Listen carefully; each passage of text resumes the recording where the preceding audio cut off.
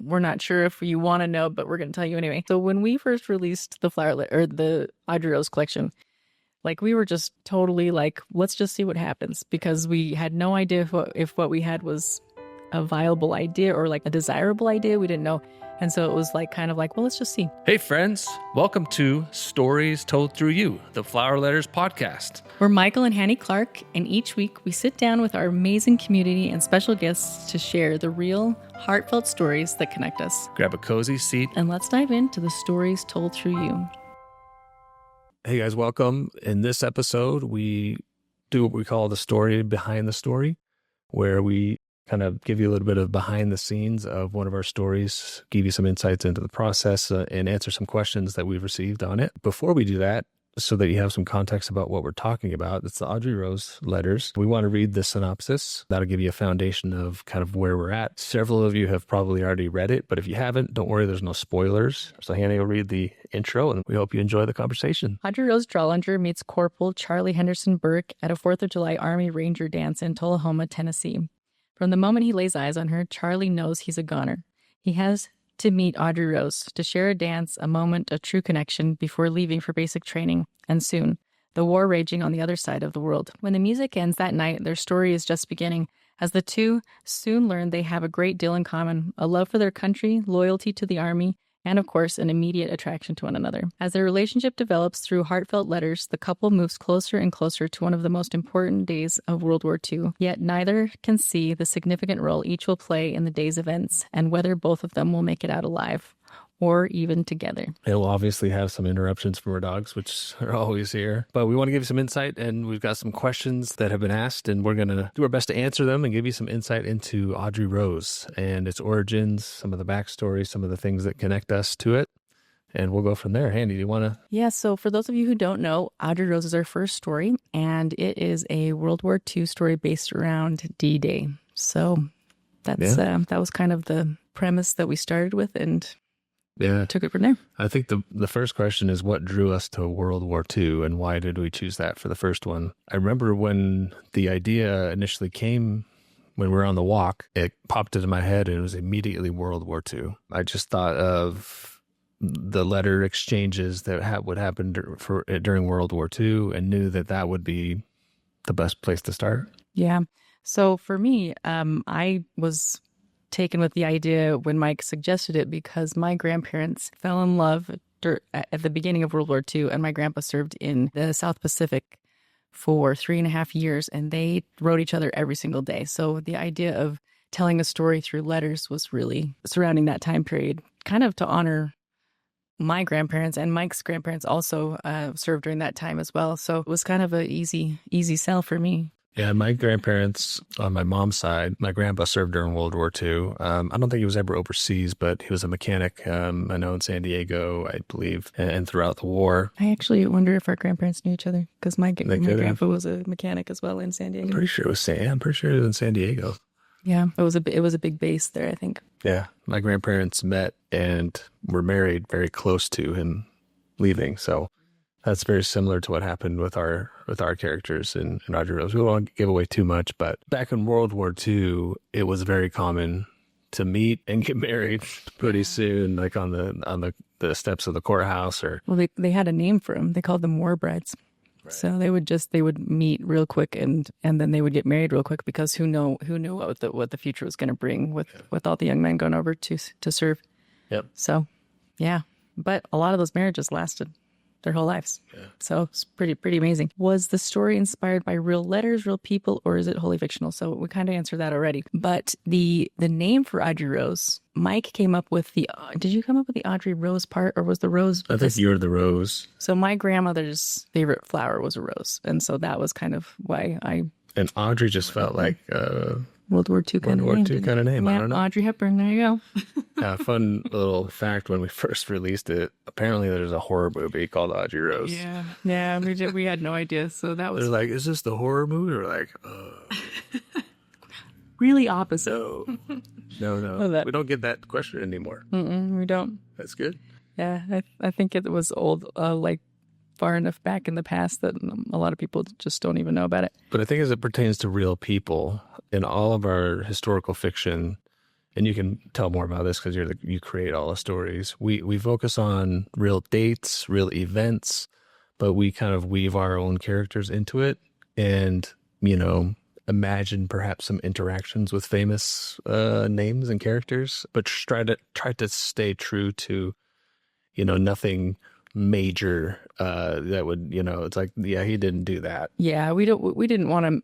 My biggest thing is I don't want to misrepresent anybody that was an actual person. So I try I'll mention real people in the letters, or I'll very briefly have them come in contact just because I really want to feature that character. So, for example, in Audrey Rose, there's some interaction with Oppenheimer, and so he makes an appearance, but it's very brief, and I did not want to misrepresent anybody, so I kept it brief. But it was a cool twist in the story, I thought. Yeah. So I try and stay away from real characters, except for to mention them, so that in the learn pages we can explore them more. Yeah, if they're there, we'll do I know there's a learn page on Oppenheimer, but also cool, we can bring in cool artifacts like Eisenhower's letter they wrote to the troops getting ready for D-Day. I thought it was fascinating, and it was awesome that we could include, and that's part of what we send. Yep. And so you can kind of feel what was going on and what was going through their minds. Yeah, so the Eisenhower. Sorry, wrong person. The Eisenhower letter was really cool. I actually got a copy of the actual letter. I bought it off of eBay so that I could use it in the story. It's not the actual copy in the series, but it is the actual wording, like word for word for what he wrote, and it's a pretty inspiring letter. So that was cool to add that. I love adding anything that's public domain in that we can fit in an envelope reasonably to share with our readers, because I think it really brings the history alive. Yeah, especially the real things that were actually sent, like a letter, or there's also the propaganda. I think you mentioned the propaganda posters. Those are pretty cool. I think those are a fun part of the experience. Yeah, well, and I also think it gives a whole personality to the era, because you look at the artwork from each era, and it's a vibe, you know what I mean? And so it's cool to give them a visual kind of taste of what was popular at the time, and kind of what was the tone in the artwork and music. We had music, or a playlist as well, that helps kind of bring it to life as well. Our next question is, how did you balance historical accuracy with creating a compelling love story? That's a layered question there. So I think we tried to, at least when we're going through it, tried to stay true to the love stories that existed, that we were aware of or have read about from back then, and tried to match it with Audrey and Charlie. Yeah, and I think you did a great job. Oh, well, thanks. So that's not my words. It's from people. We have several readers that their parents were from that era mostly. Yeah. Because I think now there's very few veterans and individuals who lived through the war at the age of who would be our Audrey and Charlie. Sure. But they would comment. We get comments all the time. It was brought me back to my mom's stories, and so I think that's been fun to get that feedback. Yeah, for me, I was raised on World War II stories. So like my grandpa didn't talk a whole lot about it. I think that, it was a hard time for him. So he didn't talk a whole lot about it. But I was raised in a town that was very patriotic. And so they talked a lot about the war veterans that had served from the town. And this is a small town where like people had lived there forever. So everybody knew about everybody pretty much for generations back. So that was kind of where I came from, is like having had those stories told to me all growing up, and kind of living in a little bit of an old-fashioned town. Because in my hometown growing up, we had a band that was a big band, kind of like you would have had from the World War II era, called the Moonlighters. And every time there was a town celebration of any kind, they would come and they would play, and we would have a dance, and we would dance the old kind of dances, and like not just World War II, but even further back. I mean, but most of the songs that they played were World War II era songs. And so I don't know, I kind of guess like I just grew up in a town where they were still keeping that era alive. There was also down where I grew up was the Japanese internment camp Topaz. So there was that history. That was my English teacher, Jane Beckwith, who she helped get the Topaz Museum built and funded in Delta, Utah. So if you have any are ever passing through, I highly recommend going and seeing that because it's very fascinating and it's a very important piece of history. We did a learn article on that, didn't we? I think so, yeah. So that was there, and then the most famous dance hall for a little while in during the era was there as well in Delta. So it's kind of a fun place to grow up and have all that history just all around me. They still do dances. They do, yeah. They still do the dances. Do kids that age still do dances? Like, well, happen? I haven't been to one for a really long time, but I've seen pictures, and the kids still show up. Let's ask Peter. Are there still dances? Oh, you're not talking about my hometown. You're talking about. Oh. Well, like back then, it was like, hey, there's a dance. We got to go. Yeah, there's a dance hall. It's like, this is a place to go. We're going to go meet some girls, and that's the way it goes. What, Do you guys still do that, Peter? It's not the same. He said it's not the same. So school dances, yeah. I remember I grew up in Massachusetts, and there's no dances. And I came out here to Utah, and everyone knew the dances. And I was like, yeah. I need to go take dance lessons before I come to these dances. Anyway, that was 20 years ago. Mikey was a little bit of a fish out of water when he came to Utah. Yeah. For the dance culture. Yeah, it's fun. And also, just a little interruption from Duke. This is not normal behavior. Something about our podcast. Every time, like, the lights go up, whatever, like, he knows something's going on. It's like, this podcast time, it's time to disrupt this thing. Yeah. And so he's here the whole time. And it's probably our other dog's down there, too. She's getting ready to come up on my lap, so... A little annoying, but he's cute. Look at that. Oh, my goodness. Oh, my goodness, buddy. Good boy. All right. So he'll be here. It's okay. Yeah. He's great. I think we've actually trained him to do this because we let him sit on our lap when the lights come on. Probably. It's probably our own fault. Why did you choose letters as the medium for telling the story, and how do you think it changes the reader's experience? So I think we kind of covered that. It was letters were the form of communication during World War II. Like, my grandparents wrote every day. That was how they kind of courted and got to know each other after being married, because they married so quickly and then he was shipped off. So yeah, and I think that's been it for generations. It's just our era is the one that's kind of unique where we don't write letters anymore. So yeah, and when we were coming up with the idea, what came to my mind was, I think, the excitement and anticipation of getting a letter and it being, the next installment in a story. I thought that was really interesting, and that a letter, and I think we learned this as we went along, there's a lot more, it's much more difficult to write a full story in that format, but at the same time, there's a lot of freedom and creativity that can go into it with other elements that can come into it. Yeah. So it's not just letters. Well, I also think, though, as a writer, like, being able to communicate a character through a letter is so much easier, and I think in a lot of ways more powerful than dialogue, because when you're kind of like stream of consciousness talking, and you see this in pieces of journal stories as well, that there's just so much more of the character that they're allowed to express in a letter or they're allowed to express in a journal entry, because there's not like the guard up, right, if that makes sense. I really love, I've written in journals my whole life, like really written in them. There's lots of them.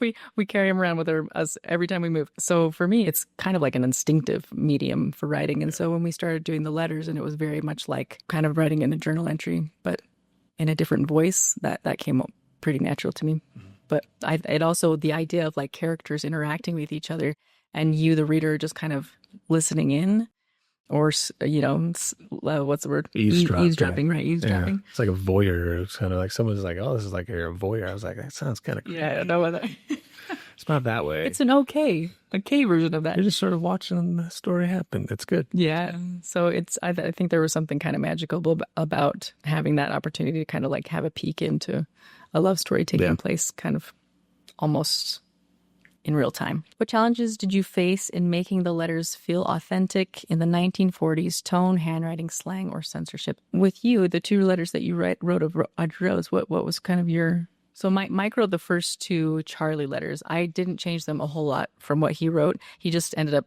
being way too busy to continue, so I kind of took over. He was just a better writer. Well, but you were also really busy at the time. Yeah. So where were you coming from when you were writing? For me, it was trying to find the voice of that individual. So, letters you've read from back then. Actually, watching Captain America was interesting. Yeah. In the way he talks. So I actually tried to channel his language to a certain extent, but also factor in he's from Boston. Oh, yeah. And that he has a little bit of that angle on him. So is he from Boston or is he from New York? Charlie? Oh no, sorry. I thought. Oh yeah, no, the other America? Yeah, Captain America's from New York. I'm like, Charlie? Wait a second. You don't know what Charlie? Yeah, I remember now. Sorry about that. No, Charlie's being from Boston. I grew up in Boston, and so I hope it works.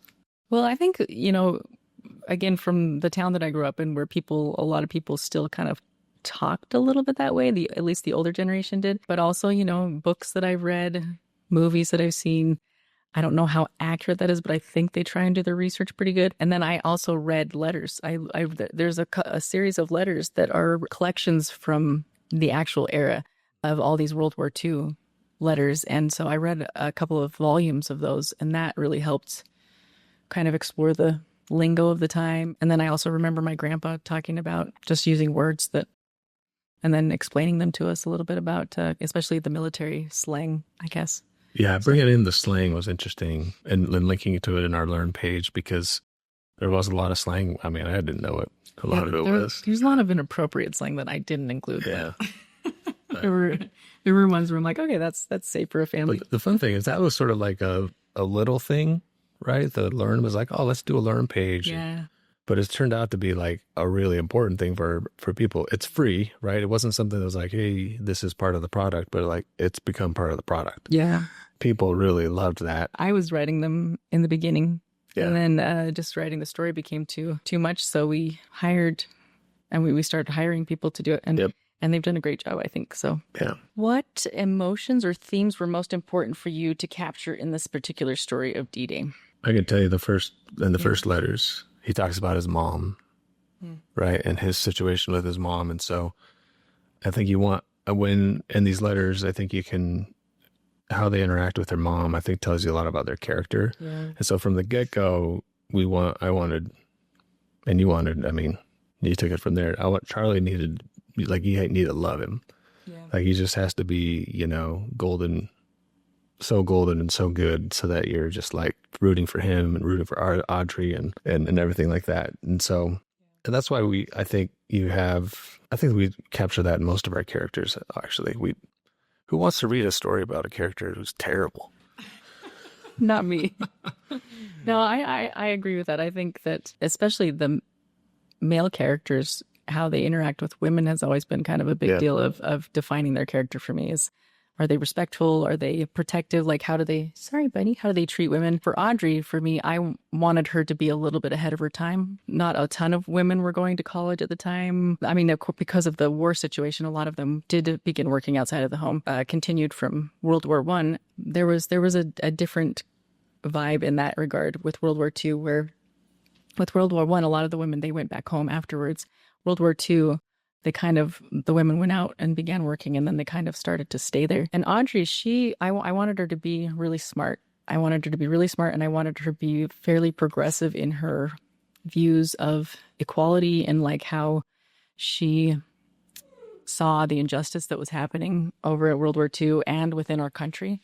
And so I think that she had some experiences early on in her life that kind of shaped her, and we wanted to share those with the readers to help them really see her motivation and where she was coming from. So the theme, though, of Audrey Rose for me personally was, we were going through such an interesting time in our country. It was, it was the pandemic, and there was like so much upheaval in the whole world happening. It was a scary time, which I imagine was fairly similar to World War II. Maybe not entirely, but like a similar vibe of like total disruption and so much uncertainty and a lot of fear, And so for me, World War II, I think I've always been so inspired by the people that went through that era because so much was demanded of them at such a young age. Mm-hmm. There's a reason why they're called the Golden Generation. And so for me, I kind of was like looking to that era of my grandparents and kind of, and even my great grandparents who were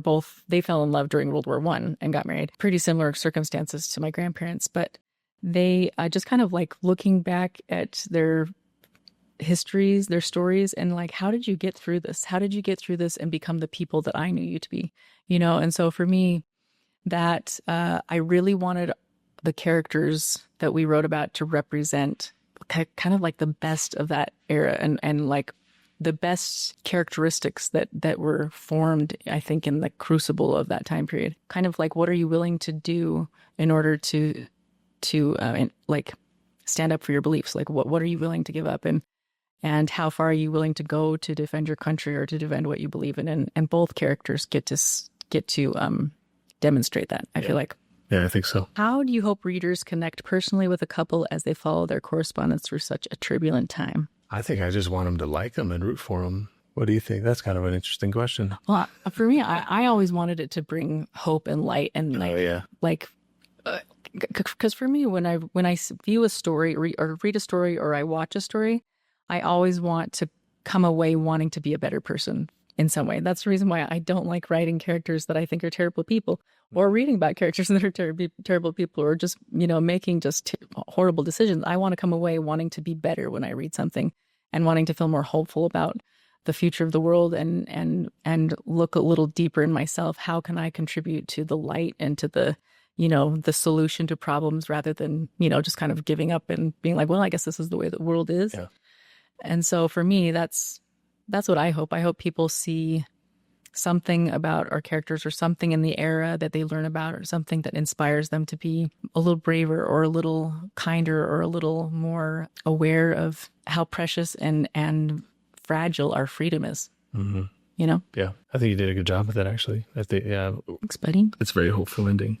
Yeah, but also the other thing that I want to come away with is, and this was a really big deal for me, is like, I think so often we get in our own time period so much that we judge the past people by our standard and by what we know now.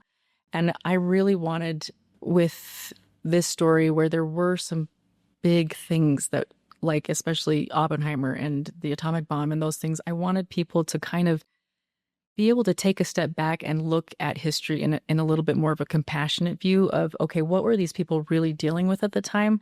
And what knowledge did they have in order to solve the problems? And remembering that it wasn't the knowledge that we have now. The hindsight is 2020. And I feel like looking at the past and looking at those that came before us as compassionately as we can, but also with gratitude for what they were able to accomplish under such extraordinary circumstances, with the knowledge that they did have. Yeah, I think context is really important. Yeah. And I think trying to capture, that's why we want people to go read about the history, so they can sort of put themselves, or take themselves back then, in like lots of things you just don't think about that they were going through. Like, information was slow. Yeah.